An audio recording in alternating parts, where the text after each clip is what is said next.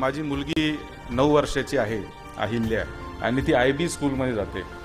आणि आता तुम्हाला माहिती की मुलं किती आता सगळे हुशार होत चाललेले आहेत, ॲडव्हान्स होत चाललेले आहेत. तिला जर म्हणालो की आपल्याला हे करायचं आहे, तरी ती म्हणते नाही बाबा मला ते करायचं आहे.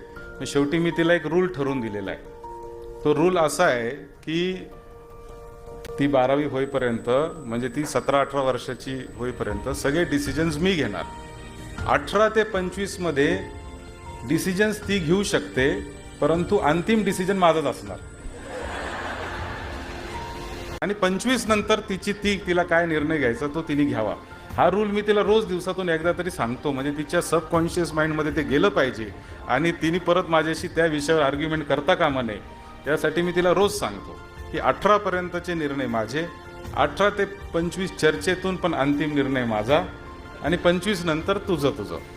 त्याच्यामुळं 25 नंतरचं जे आयुष्य आहे त्या